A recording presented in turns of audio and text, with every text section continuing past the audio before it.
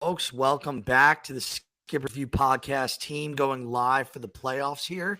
Super excited for game two here. I'm Brett. That's Hagen.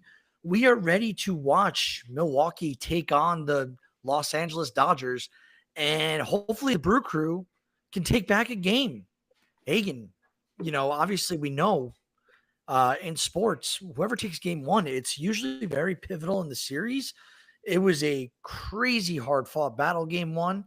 I think let's talk about that a little bit as we're just getting started with Otani about to take home plate for the first at bat of the day. So, what were your big thoughts outside of Snell being an absolute fucking dog in game one?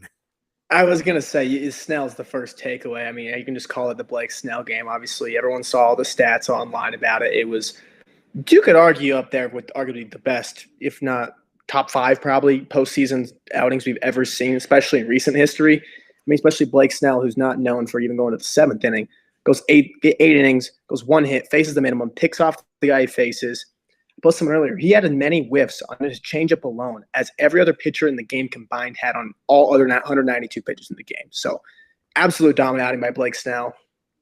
But the other takeaway, honestly, was that these series are going to be great battles. Obviously, a lot of people make it seem like it's the Dodgers against these underdog Brewers. And while, yes, the Brewers are underdogs, they had the best record in baseball this year. And there's a reason why for that. And we saw it especially later in the game, especially when Snow got out of the game. I think he was just so dominant that the Brewers had no really answer to what to do with him. But then we saw when Sasaki came in and when Trinan came in, they made it very, very interesting. I thought the Brewers were going to pull away with it there at the end. It got very interesting. It made that insurance run become very valuable for the Dodgers in the top of in the eighth inning. But they put together phenomenal at bats against Sasaki and Trinan. I mean, you're seeing guys like William Contreras get fired up for a walk. I mean, that's what you love about postseason baseball. So Brewers fought very hard, and I think it's kind of my read coming into the series was that no game's going to be out of hand. Obviously, the Dodgers, we know if they're going to be down and it's going to be past the sixth inning per se, they're going to punt the game and they're going to keep their guys ready for the next game. But the Brewers, they're the team that they're not going to give up. Even if they're down by 6 in the last 2 innings, they're going to put great at-bats up at their plate. Probably I would feel more comfortable about them putting the best at-bats on any team if they're down late in the game. Yeah, and Otani 1-2 count, first at bat of the game, going up against Freddie Peralta. Peralta, the ace for Milwaukee, will get game 2 tonight, and Yoshinobu Yamamoto will get game 2 start for Los Angeles Dodgers. So we're definitely in for an awesome pitching matchup tonight. Who knows? It's playoffs. People can tee off on you, but these two guys are both considered aces, I think, in my book. Is it possible to have more than one ace on a team? In typical baseball jargon, is that a dumb question? I mean, it should just be the ace should just be one guy, but for the Dodgers, I guess you just have 3 to 4 aces on your team. I guess they're just kind of breaking the trend there.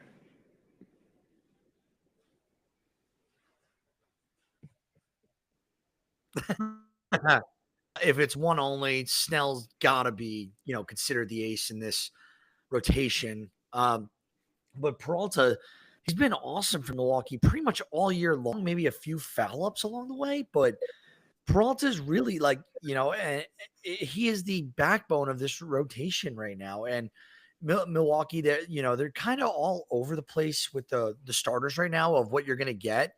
I was really hoping, I don't think it's going to be possible if Milwaukee's in trouble to see Logan Henderson come up, but you got guys like Peralta, Mizorowski, Abner Uribe is a solid, pitcher for them out of the bullpen. You got Aaron Ashby out of the bullpen. You got Jared Koenig out of the bullpen, and whoever else I'm missing right now. But they got arms everywhere. It's just like they could kind of go at you with a bullpen game whenever they want. But right now, Peralta, he's got to be the guy. Otani made out 2-1 count right now to Mookie Betts. So hopefully Peralta can get out of here, really set the tone for the day. Because I think this first inning's huge. If you get a 1-2-3 inning against Freeman, Betts, and Otani and get all 3 outs, like, all right, I'm not going to have to see those guys again until hopefully the, third inning, hopefully late second inning, if you don't give up too much damage to this Dodger lineup. So I want to talk a little bit just about the ALCS while we're, going through the first inning here, because we're going to really, be locked in on this game for the majority of it. So right now, Hagen, 2-0 Seattle up on Toronto. Did you see this coming? I did not see this coming at all. And what I didn't see coming is the Toronto offense just throwing a dud out there. I thought after the first game they were going to be ready to go out there, get the early game, be ready to go back out there. After they sat for a little bit of time, waited for Seattle to travel over. And I thought, okay, they just had a bad game, whatever. They got out of the rhythm. They're going to come back ready tomorrow. And yeah, they put up 3 runs early, but after that, they did nothing. And I don't know if that's a testament to Seattle's pitching staff and their bullpen as well, because after Gilbert came out of the game, it was shut down after that.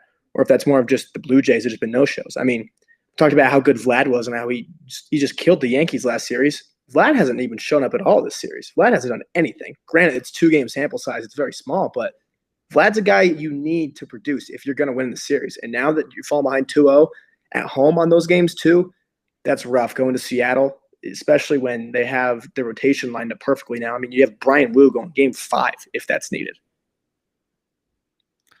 Yeah, and it makes you think, like, if the Yankees simply, like, I know this is easier said now, after the elimination of the Yankees, but it's like, why did the Yankees ever pitch to this guy? He was murdering balls left and right against you. He was really the heart and soul of this lineup. And, you're going to get good at bats from guys like George Springer and, others like Ernie Clement's been having a solid playoff. But Vlad Guerrero is the one hitter in this lineup that I truly fear. And last night, they lose 10-3. 3 at bats, he gets walked once. He's over, 0 for 3 on the night. So, I don't know why. Clearly the juices flow through Vlad Guerrero for Toronto. I would just try and intentionally walk him as much as possible, and limit the damage, because the Seattle pitching is going to hold down the fort. They are considered the best rotation in baseball, if not a top 3 best rotation in baseball. And, I don't know if you feel that way, but would you agree that Seattle's top 3 right now in starting pitching rotation? I would agree so, especially when you have all these guys healthy. Obviously, in the middle of the season when they had some injuries down there, you had an Emerson Hancock in the rotation and guys like that. So made it not as good. But when you have Bryce Miller turning in the best start of his career, Brian Wu, who's coming back now, and you have Logan Gilbert, who's gotten some starts on his belt after coming back to the injury, it's got to be up there. I mean, coming into the season, probably them and the Phillies and the Dodgers were the 3 best. I would still probably say, I guess probably not Philadelphia because Wheeler went down, but out of the remaining, it's Dodgers, Mariners for sure.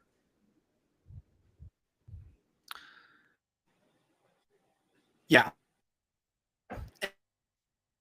And when I say right now, I don't mean physically today. I mean just I really used to come back and take game 2 here. Sorry, I'm having a little technical difficulty. Was it just showing the game on the screen here? Not that I was aware of, no. Okay, so my Wi-Fi has literally been awful. I'm not even going to risk it as we go through this, so people can listen and watch the game on the TV. You don't need a simulated thing. But right now, I guess, what is your biggest pro for the Dodgers in terms of taking the series? Obviously at 1-0, and what's your biggest pro for Milwaukee coming back to take the series? I'd say my biggest pro for Milwaukee is that we saw that once you get to the bullpen, that they can beat the bullpen. Granted, they didn't yesterday, but they made it pretty damn close. And I think we saw that besides Sasaki, who was locked down until the playoffs up to that point, it was very shaky bullpen. Coming into the playoffs, they had no idea who was going to close. It was going to be closed by committee. But now it's Roki's the guy now. But obviously, you've seen Roki. You've put up great at-bats against him. I think that when they get to the bullpens, Milwaukee's going to feel very good. So I think it was hard to do it against Snell last night because of how good he was, but I would assume they're just going to go out there and try to work that starter out of the game as fast as they possibly can. And a pro for the Dodgers, is that they've played so well. They haven't lost a single game this postseason. And Shohei Ohtani's been a no-show. The best player in the sport hasn't done really anything for him. Until yesterday, Freddie Freeman was a no-show in the playoffs this year. So they haven't been playing to their top of their abilities. Their bullpen's been shaky. The starting pitching has really been the only thing that's been great every single game. But besides that, the offense hasn't gotten going yet. And I think you're going to feel pretty confident that Shohei Ohtani and Freddie Freeman and Mookie Betts and all the guys at the lineup are going to turn it up a little bit and give you guys some more insurance when the bullpen does get the ball handed to them. So before I go to my next line of questioning, I do want to double down on that because it's like what you just said about Ohtani struggling and being the best player in baseball, which I believe that Shohei Ohtani is the best player in Major League Baseball. I believe Shohei Ohtani is the best player in the world. Are you under the same line of thinking that Shohei is the best player? Okay. Between the two of us, I'd say we watch a decent amount of baseball, right? And I'm not saying that our opinion is fact because it's our opinion. But this goes now to prove my point, which I said on a few episodes earlier. I think guys like Aaron Judge get picked on. Guys like Clayton Kershaw get picked on for their postseason statistics, and I think that's a load of crap. The postseason in baseball, once again, and by the way, we're now bottom one. Yamamoto's pitching. He's going to, Jackson Churrio's leading off for Milwaukee. Real tongue-tied there. But this goes to, oh my goodness, we got a bomb. One pitch, Jackson Chourio. Lead off bomb. Bombs away. Lead off bomb for the youngster, Jackson Chourio, who's been kind of struggling. So love to see that for him, dude. Oh my God. You'd love to see that from Milwaukee too, right away. Put up a 0, then go out there and hit a leadoff bomb on the first pitch. Oh, good for Jackson Chourio, dude. And he's the reason why, he's my pro. I'll go back to the playoff concept in a second here, but here's my pro about Milwaukee. They're not only a great team who they can get to the bullpen. I think they can, hit against this bullpen. The Dodgers bullpen's been a problem for weeks, if not months. Some say the whole season. I think they got names. I think they got arm talent.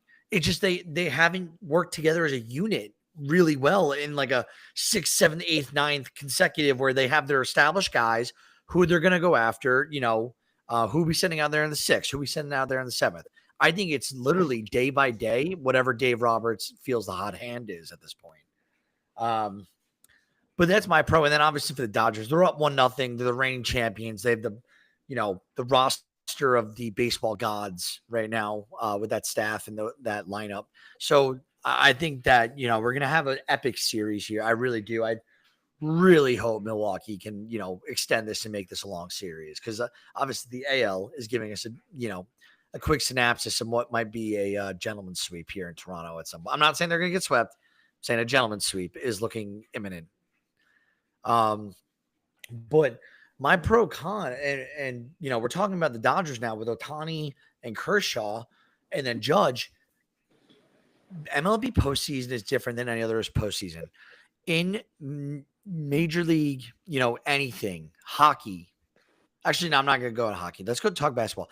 The 3-point line is always going to be the same exact distance at every court you play in, home or away in the playoffs.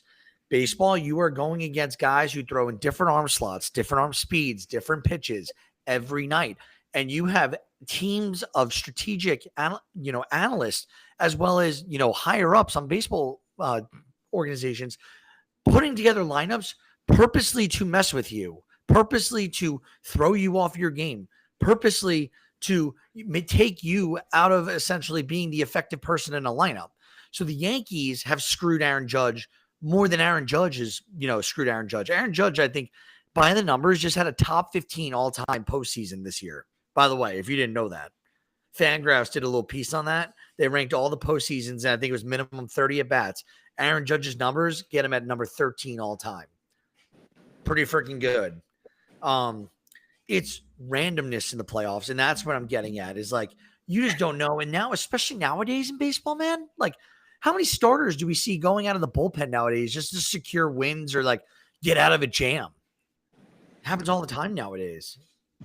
I mean, yeah, and just to add on to your point there about the Aaron Judge thing, obviously he had a phenomenal postseason this year in the short sample that he had, but no one wants to admit the fact that he's 100. He was his WRC plus in the postseason in his career, and he has over 100 plate appearances in his career coming into this year. His WRC plus was 112, which means he's 12% better than the average hitter in the postseason in his career. And he gets this rep for being this awful postseason player. Yes, It's not Aaron Judge. I know he's not performing to Aaron Judge standards, and you're going to hold him to that in the playoffs. But he's not just this waste of a lineup spot, horrible player in the playoffs. I mean, he's still one of the good guys. And your point on Shohei, too. Like, I'm not trying to pick on Shohei Ohtani here by any means. I love Shohei, but I don't see anybody talking about how bad Shohei's been. The only people I've heard mention it is the broadcast. I don't go on Twitter and I don't see Shohei Ohtani, oh, this guy sucks, oh, this guy's this. But if Aaron Judge has one bad game in the playoffs, he's getting flamed online. It's awful. I mean, you see it everywhere. It's the most trending thing on baseball Twitter if Aaron Judge has a bad playoff game. And it's that. Like, it's like your point, too, on the sample size thing. It's like baseball's such a streaky sport where, like, a guy can just be hot and a guy has a bad 3-game stretch, whatever it is. Let's say you're in the DS and he goes to 5 and you have a bad 4 games. Everyone say, oh, that dude sucked in the playoffs this year. But he had, 15 at-bats to showcase what he had? Yes, it's the postseason. You want to be playing your best then, but that's not going to happen every single year. There's going to be guys who aren't on their game. I mean, this year, like Randy Rosarena, everyone knows him as Playoff Randy. He's like the only dude in baseball whose nickname has playoff in it. What has he done this postseason? Absolutely nothing. He's been not a good hitter this postseason. He hasn't showed up yet. And that's playoff Randy. Like, it's baseball. Like, there's not going to be guys who I feel like are every single year. Obviously, there is, but it's not like guys just, I had this in the postseason every single year. I'm going to have it every single year. Because like you're saying, too, you're seeing different things every year. Maybe a matchup's working in their favor or what it is. So it's just, you can't just hate on guys for like a 4-game sample. That's, I guess, my main point there. Yeah, absolutely. And I think you nailed it with playoff Randy. Like that, like you don't get nicknames like that unless you put up numbers in the playoffs. And it's like, exactly. They're in the playoffs right now. Last time I checked, they're up 2-0 in the NLCS, and he's had plenty of at-bats this playoff. So hopefully he comes around. If not, World Series, would love to see it. Because you know this, that Toronto just beat my Yankees. I don't want to watch them play in the World Series, even though I will root for whoever is in the Dodgers out of these 3 teams. I just don't want to see a repeat champion. I think that's again, I can't emphasize that enough, how many times I've said that in the last week or two. Like, I don't want to see a repeat champion. I want to see baseball continue not having that. It's awesome. So we're at the end of the first, by the way. Yelich grounded out to Max Muncy to get the 3rd out. We will see if, Peralta can continue holding down the fort, because any lead for Milwaukee is massive. I know, it's the Dodgers that can strike at any moment, but I trust every Milwaukee pitcher at this point to kind of, get outs. So, goodness. Especially when you have a Freddie Peralta on the mound, where this could be his last start as a Milwaukee Brewer, I believe. Like, if they get swept or whatever, it could be his last start there. And they showed it before the game, too. Like, 17 starts at home this year. I think it was a 1.77 ERA. Like, this dude has been dominant at home in baseball this year. Oh, wow. Yeah, he is a free agent. Dude. Oh, my. Where do you think Peralta's going to end up? He signed a 5-year, $15.5 million deal in Milwaukee. So he stole. He hasn't used their option. No. Oh yeah, sorry, I read that wrong. He's got a club option for $8 million next year, so he'll be a Brewer next year. Okay, yeah. I was like, I haven't heard his name at all. In terms of free agencies, like where people are predicting people already. I've heard some crazy ones out there with Scooball and Skeens, one of them going to the Yankees. I've sent you a couple of them. You were talking about earlier. You were telling me, and I was like, "There's no way the Yankees are getting. There's no way." We'll talk about that in a different episode, because the Yankees don't deserve our airtime right now. But it would be wild. Right now, 1-2 count to Max Muncy. Peralta. 2-2 count. Peralta is facing Max Muncy. Top second. He's 23 pitches in. It's kind of a lot of pitches for only having recorded 3 outs. He's not going to go for 5 probably. No, I mean, you kind of see it though this postseason. Sometimes like a Bryce Miller starts, a perfect example, where he starts off and I think he threw 23 pitches, 27 pitches in the first inning, and then the Mariners finished the entire game as a team under 100 pitches, like you can just hit a groove. Like obviously, you don't like the high pitch count early, but that doesn't mean all right, this guy's only going to go 4 or 5 today because he can hit a groove. Granted, it's the Dodgers lineup and they're very good offense there, but what's stopping Freddie Peralta from going out there? I don't think anyone's going to be surprised by any means if he goes out there and he retires whatever 9 in a row and it's just mowing guys down. Yeah. Peralta got the first out. Max Muncy popped out and ran in foul territory over at third base. They make the play. That slider was kind of nice. Teoscar didn't bait on it, but that was a nice slider at Peralta. Well, 83 miles an hour, just below the zone, dead center. I think I'm going to pitch behind you. Same thing. What? I think I'm going to pitch behind you because I just barely saw the first slider. Oh, I won't give it away unless it's like a big play. Goodness. I love that you have what's that purple thing from the Mets thing called again? Grimace. I was like, Wallace? Yeah, it was during last year. My mom made it for me, just because the whole Grimace Mets thing. Your mom made that? Yeah. Wait, can you reach that? Bring that into the camera. I want to see that thing now. She crocheted it for me. That's awesome. Oh, it is crochet. Yeah. Dude, your mom's got some skill. Yeah, she asked me what I wanted, and I asked for Grimace because it was the time of Grimace and everything. I was like, that's what I want. That's awesome.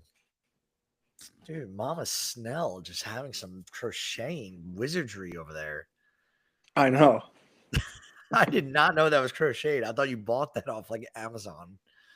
No. I've had people ask too. I know, like even Jeb was asking if she could make him a Braves blooper one. What'd you say to that? No. Yeah, no. But they couldn't find anything for it. Yeah, that'd be too. Oh!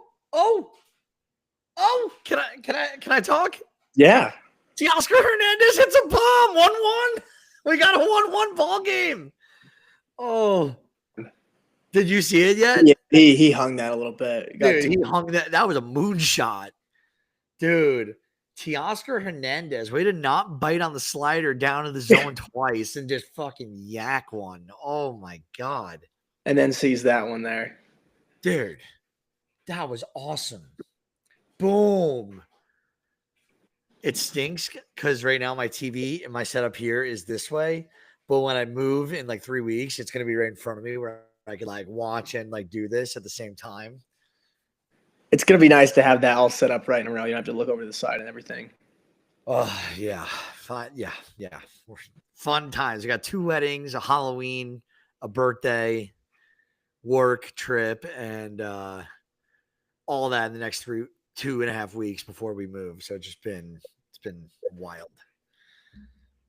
Seems like you always got that. You always have the weddings going on as well. It's been, thank God, next year, 2026, it's the year of health and wealth, Hagen. Wealth and health. I'm going to keep repeating it. That's all it is for me. We got 4 weddings lined up. No more. Yeah, you better hope there's no more. I don't think there is. Plenty of time more to focus on baseball. But more Yankee games. Oh, my goodness. Hold on. All right. Oh, never mind. Sorry. That's my typical Yankee get way too excited off the head of the bat. But Tommy Edman lines one out to deep right field, taking the second out of the top second. I mean, they make that too. Like, obviously, it's not a home game for the Dodgers, but like you see it, like the Yankee Stadium, I think is always where any fly ball, everyone's going crazy for it. But you notice in the postseason games now, even like Wrigley, I was seeing it where if it's a home game and there's any ball hit to the outfield, the crowd starts going crazy. It throws you off. Well, I'll say this in the Yankees' defense, and I'm really trying not to give them too much airtime just because it is Brewers Dodgers right now. You just said Wrigley and got me all tongue-tied there. The Yankees this year I don't know if you read my year finale piece of the Yankees. They finished this year with how bad people made it seem in New York. Like the rotation for not having Garrett Cole was pretty good. And the lineup, even though, yes, they had Aaron Judge, who was, again, I don't know if we can call it season historical, but he's been historical the last 3-4 years. They finished number 1 in 7 batting categories. They were number 1 in home runs, number 1 in total bases, number 1 in RBIs, number 1 in I don't know if it was on base or slugging. They were number 1 in walks. Whenever they hit the ball, like, dude, Jazz Chisholm is like the 3rd or 4th most regarded power hitter in that lineup, and he had 30 bombs this year. Like Bellinger, Stanton, Judgy. Like, think about Wells last year. He had a down year this year, but like, you got guys who put the balls out of the park. Trent Grisham had a fantastic year. I think it was his best year like ever, or second best year. And yeah, Best year by far. It's a short field for anyone who's listening. Is like, well, the Yankees play in a little league stadium. I get that.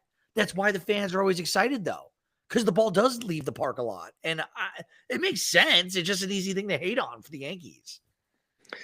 I mean, even too, you can look at the park factors. Like, I don't have it up in front of me right now, but you look at the park factors where Yankee Stadium ranks. It's not even the most hitter-friendly ballpark in the league.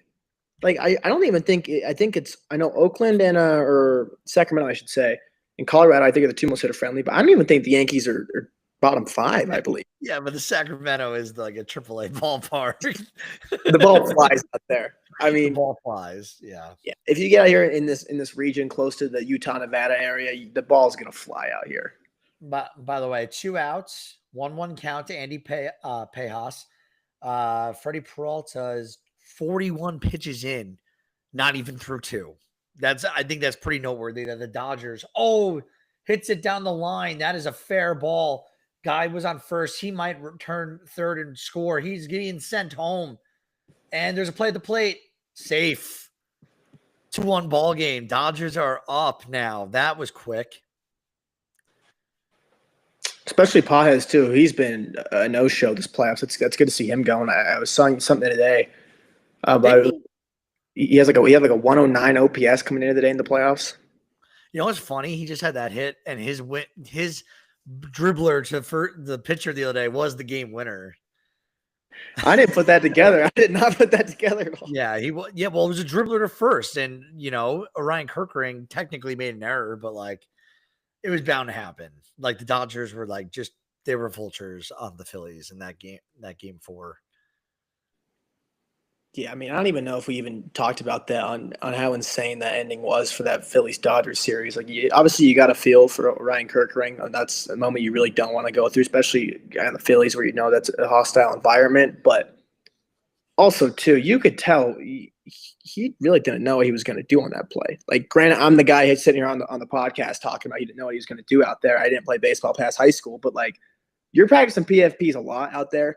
Granted, he's a reliever, yes. He's on the mound there in a big situation like that. The last thing he's thinking about probably is, what do I do if a ball's hit back to me? And I'm just worried about striking this guy out. He made the right pitch to execute, but the second he bobbled that ball, he should be going to first base. I feel like that it should be engraved in your head by Major League Baseball. When you get to that point, that if you bobble, you should be going to first base. Granted, the moment was huge and everything like that. That's nothing against him. Yeah. 0-2 count to Ohtani with 2 outs. Let's see if Ohtani could. I'm hoping Ohtani kind of, just for the fun of it being on right now, I kind of hope he tattoos this one. Let's see. Oh, no, line drive to right field. He hit it well, though. I mean, I think it's a good sign, too. He's been, Dave Roberts said it yesterday. He was pulling off a swing a little bit. He's been taking a lot of whiffs, it seems like recently more, just from what I've seen. I haven't looked at the numbers on it, but that's a good sign to see, especially staying in on that pitch on the inside as well. Yeah, well, 2-1 game. Dodgers are up now following 2. I think that the Brewers are a little bit in a pickle now because I'm trying to find the official. Peralta has to be very close to 50 pitches at this point.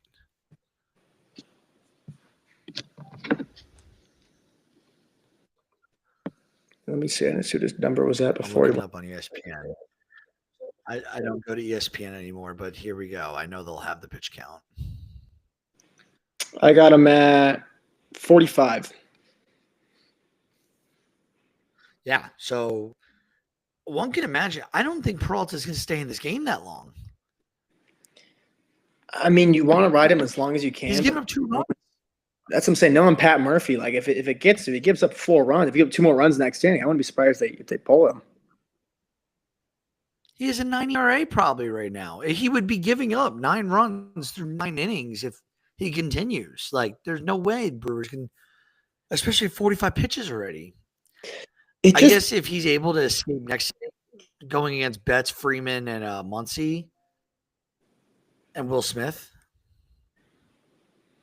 it's just so hard in the playoffs now, just because you know that like in the regular season you have time to let them kind of get an inning or two to figure it out. But like now in the postseason, especially like now when the Brewers already down 1-0, you don't want to go down 2 and I'll go back to LA.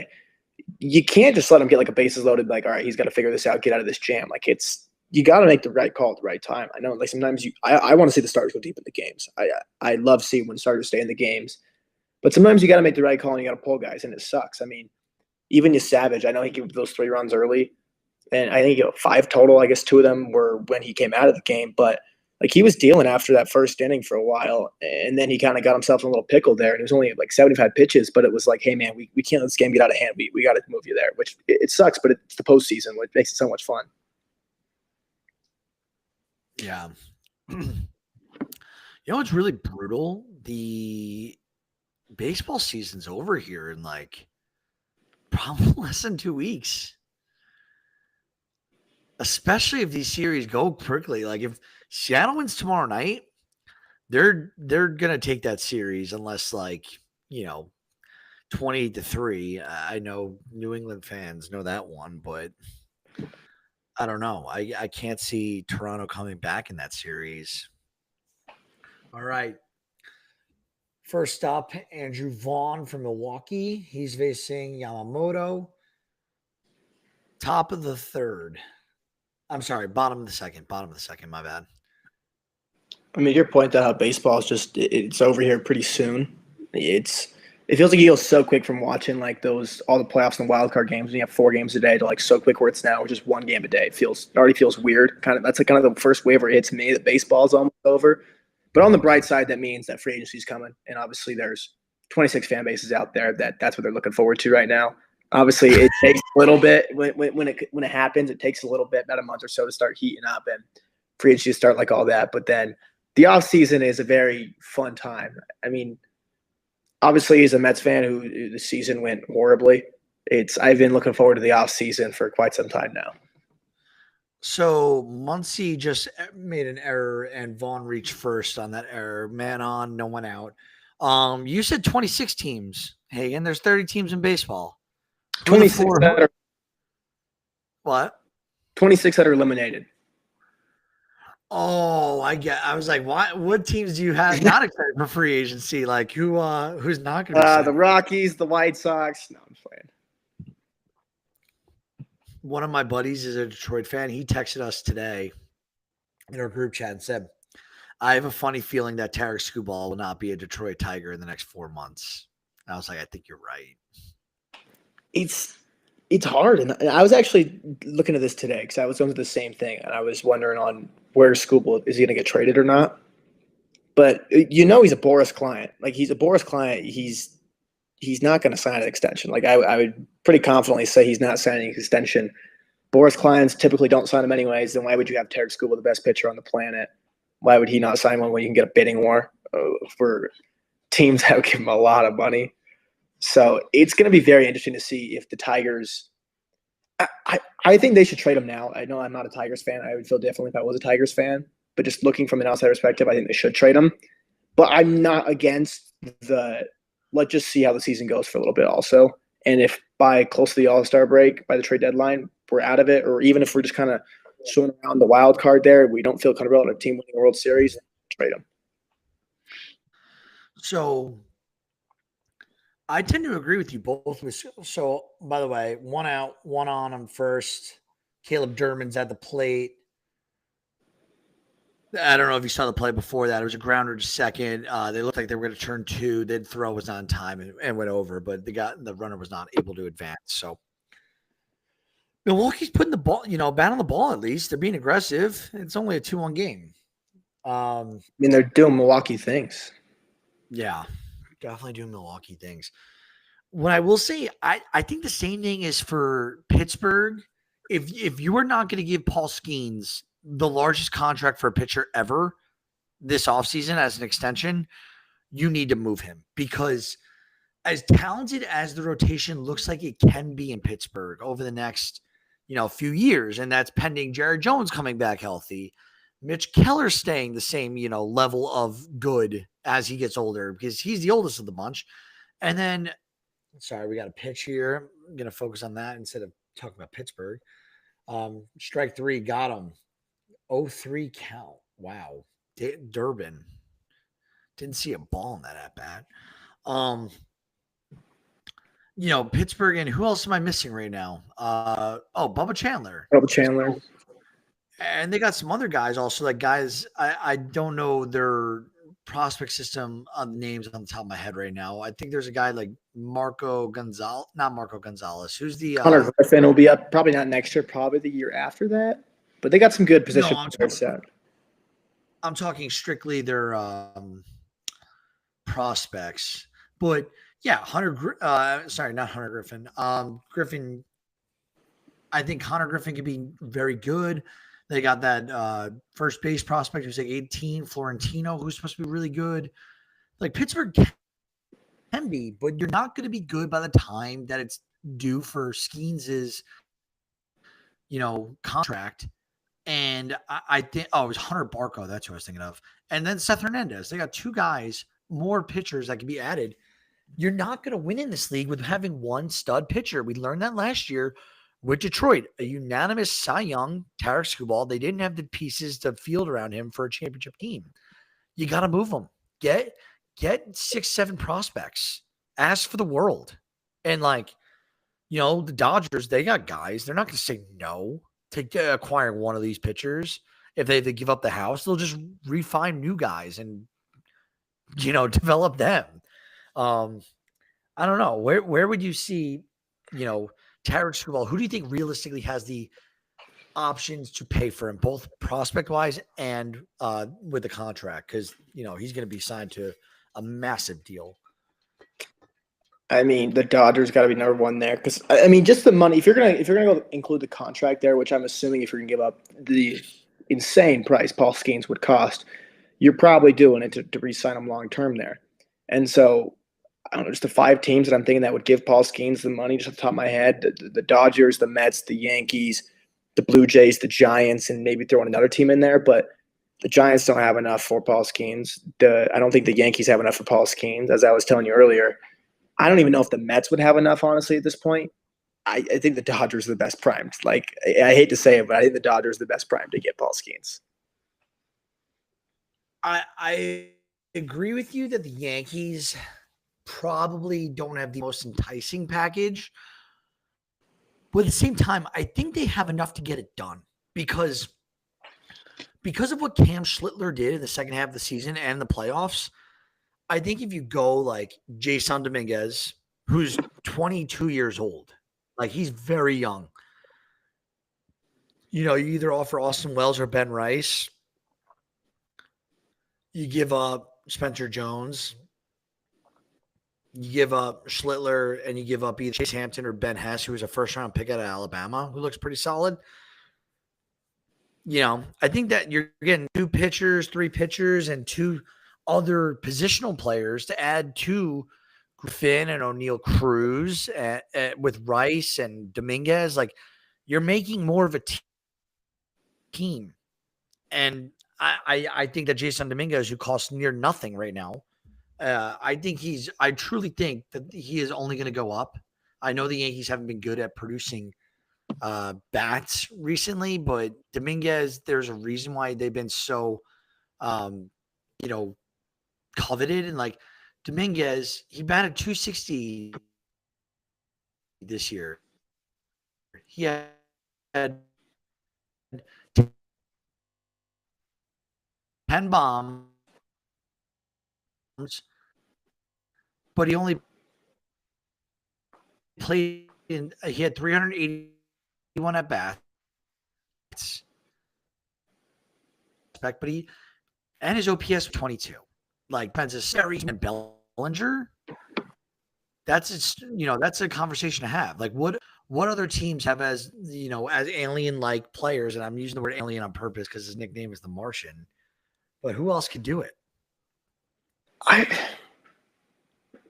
don't know. Like I disagree with you on the Yankees fact, just because I just don't think like the way I look at it is if Paul Skeens is made available and that's the Yankees package, they're gonna get a better package than that. Like what if the Tigers say, all right, we'll give you McGonigal, we'll give you Clark, we'll give you Colt Keith, we'll give you all this. Like even let's say the Mets called and they said, we'll give you Jonah Tong, we'll give you Carson Bench, Jet Williams, you're picking of Brett Beatty, Mark Vientos, Ronnie Mauricio, and we'll give you somebody else. Like you're probably so. Well, hold on. By the way, Freddie Freeman's up. We're back into it. This is now top three. Peralta's at his 48th pitch, and it's a 2-0 count to Freeman. No, I like this conversation while this game's going because, like, you just named the Detroit Tigers. The Detroit Tigers aren't going to move for Skeens because they have their own Tarek Screwball question themselves. Like you asked, it has to be the Mets, the Dodgers, the Mariners, maybe the Rangers, the Giants, or like it's going to be one of these teams that is known to pay. Maybe a dark horse comes out of nowhere for Screwball or Skeens. We don't know. But like you got to have the prospects to pay up for these guys, and you got to be willing to pay the guy. Like you're not going to give up all these prospects in order to, lose this guy to free agency. So I just think the Yankees are, I hate calling the organization I support dumb enough to like give them, all their prospects, but the Yankees would. I really think they would do it for Screwball or Skeens. And I think when you get like 3 or 4 and with the Mets too, like look at what happens if they give up Nolan McLean, they give up Tong, they give up Jet Williams, they give up trying to think who else is Carson Bench. They give up maybe Francisco Alvarez. And I think you could acquire Screwball or Skeens. Like those are 5 very high quality prospects that are like 2 or 3 of them are MLB already. And they're all under the age of like 24, 25. And then you got 2 other guys you're taking gambles on, but you got 3 established MLB guys at this point. I mean, yeah. And then like just like even as a Mets fan at that point, like if that's probably like it would take someone around that sort of package with that many people in there. But then I look at it as a Mets fan where I'm like, honestly, at that point, I wouldn't do that at all because I'm just like, why give up all that farm system? I know I come off, I'm a little bit of a prospect, however, I'm not going to lie, even though they don't often, but it's just so much to give up for a pitcher who then you're going to have to spend $40 million a year on when you sign in for extension. So and you're getting rid of young talent that's going to be cheap. And when you already have Juan Soto making $60 million a year, whatever it is, and you have another $30 million a year player. If you bring Alonso back, it's another $30 million a year player. You had Skeens of that. Your payroll's already huge. So you're going to need young pre-arb guys and arbitration guys on that team then to not have your payroll be $500 million. So you have to have those young guys. So that's why I just wouldn't do it. Yeah. Well, by the way, so Peralta, just got exactly what we were just talking. He got a 1-2-3 inning there. That was very quick. And that's exactly what the Brew crew needed. They needed him to keep going because they need 6 innings out of him tonight. They can't eat up the bullpen again. I'm just looking at the largest. Do you know who the largest contract to a non-hitter is? Baseball all time? Yoshinobu Yamamoto. Damn, Hagen, you're good with your trivia. That is correct. Was it 365 for 12? 325 for 12. So, yeah, around $27 million a year. So, but let's look at the largest contracts for pitchers, and this is all time. Yamamoto's number 1. Cole's number 2 on his current deal. If we consider Shohei, he's number 3. Then you have Strasburg's number 4, Verlander's 5. 6 is Max Fried. 7 is David Price. Ugh. 8 is Corbin Burns. 9 Zach Greinke. 10 is CC Sabathia. Obviously, we got some super talented pitchers there, but I would say like the back half of that, you really have teams more probably regretful of the contracts than not with those. So like pitching contracts are just they are they're not as guaranteed as a hitter. We'll say that. You never know. Like I would much rather gamble on a hitter than a pitcher. Simply put. So, not only do these teams have the prospects to pay up for them, they have to be willing to pay the guy, and they have to be crazy enough to actually do the deal with the guy. So it's like it's kind of a trifold, like trifecta of what teams are gonna have to do to either acquire Skeens and or Screwball this offseason. I mean, yeah. Then you also have to worry about if you're going to sign a guy to those kind of contracts too. You have to worry about how are they going to play after I give them this money. Obviously, the extremes that would be the Anthony Rendones. Are we getting this guy the contract? He's just kind of stop caring. Just like, I got my bag. I'm good now. Granted, I think Paul Skeens and Terry School might be two of the best players you could probably pay. They're still going out there and play like they're broke every single time. They're just huge competitors. All they want to do is win. But they're just another factor you have to factor in there. You have to just because let's say they get Tommy John. Let's say they get Tommy John in year one of a 10-year contract. And they're coming back. It's going to take them probably to year 3 of the contract to actually get back to their full selves again. What if they get Tommy John again for a second time? The success rate after 2 Tommy Johns for pitchers is not very you don't see many successful pitchers after 2 Tommy Johns. Especially they've already had Tommy John before. It's very difficult paying pitchers. And doesn't mean I wouldn't pay these guys. Like I want Uncle Steve and the Mets to go out there and give Screwball whatever he wants so I could have him on my team. But it's so tricky. So, by the way, MLB postseason career history, Jackson Chourio is the youngest player to have 2 leadoff bombs, and he's up again right now. 1 out in the bottom third.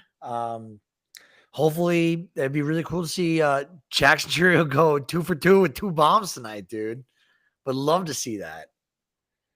I mean, he already has 1 game in his postseason career with 2 bombs. Did it in the wild card last year. Dude, I think Chourio, I'm going to keep him in my big league. I only get to keep 5 guys, and you have to give up. Like if you keep 1 guy, you drop 1. You lose your first round pick. You keep 2, you lose your first and second, so on and so forth until the 5th round. I think I'm definitely keeping Chourio, even with the season he had. And I have Corbin Carroll, Freeman, Julio, Tarek, Screwball. I had Peralta, but I'm keeping Chourio over Peralta for sure. I mean, you gotta, who you gonna lock in there? I think you probably lock in. You gotta lock in Screwball. I think Julio and Corbin Carroll are no brainers of my first 2 round picks. That's for sure. Outside of that, I don't know. I think Screwball as well. He should definitely be in there. I mean, I thought there's no way you can't take Screwball. I mean, he's just I don't even know. There's nothing to really say for Screwball anymore. He's so good. I mean, he's reaching. The way I put it is he's the best pitcher since Prime DeGrom, which is granted, it was only like 4 years ago, whatever. 1-1 count, 2 out to Bryce Terang. By the way, Terang just got a hit. Let's go. But yeah, the other guys I have like Jackson Chourio, Langford, who maybe. And then I also have Cal Raleigh. That's the other big one I have. So like keeping 5 and like I'm trying to see who else I have in here that pitcher wise besides Screwball. I have Brown, Mizorowski, and Screwball. Yeah, that's a tough. Yeah. Some tough cuts are coming, boys. That's all I can tell you. Dude, come on, Milwaukee. All right. Wilson Contreras is up, 1 on, 2 out, 0-1 count. Let's see if he can make some noise here, get Milwaukee back in this game. Dude, he just swung for the fences on that and whiffed. Yeah, he's been having good ABs too this series. He had good ABs yesterday, especially his one against Roki. Yeah, Yamamoto, he's on cruise control. He's only 32 pitches. He could exit the 3rd inning. Oh, nice grab. That was a liner. Mookie Betts just made a solid play. But that was good, on ball contact from Wilson Contreras. So, like, dude, Yamamoto just got out of the 3rd inning. I think he has 33, maybe 34 pitches. 33, yeah. 33. So it's like, dude, he's probably minimum 6. You got to make him work. Got to make him work. A lot easier said than done. For sure. Where are we at? We're 45 minutes in. Wow, 45 minutes in, and we're done with 3 innings. That's crazy. Flying by. Game is flying by. Damn. Who's your favorite Brewer all time? All time is tough, honestly. Who would I say? I don't know. I don't really have a favorite Brewer. I'd probably say Yelich has to be him, but like, I never really thought about that before. I would say Yelich or Mark Canha. Mark Canha. Damn. I'm a big Mark Canha guy. Obviously, was not great with the Brewers, but I'm a big Mark Canha fan. I'll say, dude, I love, Ryan Braun taking the steroids really put a damper in that for me. I love Ryan Braun. Robin Yount, because we used to talk about this on the show all the time, MLB Showdown. Remember that card game I was telling you about, that baseball card game? Mm-hmm. Robin Yount was one of the Cooperstown collection cards, and like he was not like one of the easier cards to come by, and I had him. I love Robin Yount. I have his autograph on a card and a ball. It's either Churio, Robin Yount, or pre-PEDs, Ryan Braun. I loved Ryan Braun, man. I was so in on him. I mean, Ryan Braun, it does suck at the PEDs. Like, obviously, I was a little too young for that, but Ryan Braun, I remember playing like MLB The Show or MLB 2K back before we even had the show on Xbox. I remember Ryan Braun being the best player in the game, and I was always used him. I liked him just because he was in the game, but it does suck he did take the steroids, but Ryan Braun is a pretty cool guy. Dude, Ryan Braun, I want to, he's obviously with or without the PEDs, like let's not keep that in the conversation for a second. He's definitely I think Hall of Very Good. The guy's got north of 200 career stolen bases, north of 350 bombs. His career batting average is 296. He's a 300 hitter. And he's got, 47.2 WAR. Hall of Very Good for sure. And he's 41 years old. Wow. That's what I was looking up. I was page right here too. I thought he was older. I feel for you. Yeah. For sure. Well, let's watch these last 3 outs from Peralta, see what he does, and then we're gonna get on out of here. I just saw you text me, Hagen. So we got Max Muncy leading off for the Dodgers. Let's see. Oh, Peralta. That was a horrible pitch. All right. Well, geez. Well, dude, I hope the Brewers can really put this together. Yeah, I hope they can get this one, and at least I feel confident the Brewers making this a close game. It's just more, can they pull through on it? Yeah. You know what? We'll depart here. This is where we parted anyway with the game the other day. We went full 3 innings, talked, went through it. Muncy just got robbed of a hit. Oh my goodness. I'm glad we're still on for that. Andrew Vaughn just made a spectacular play at first, catching a liner that was going down the line for sure. Easy double. Let's see. I got a race pitch right here. You see that? What a play by Vaughn. Yeah. Damn. He's had great plays defensively this postseason. Yeah, and Peralta is now dangerously close to 60 pitches, and he's still top 4 with 1 out. So, we'll see what goes on here. But that's it from us. Enjoy the rest of the game, everyone who's listening. We will either be back Thursday, if not Sunday. This is obviously a live episode. We're not counting this as like a podcast episode. But we'll be back. Thank you for listening. We are out. Bye.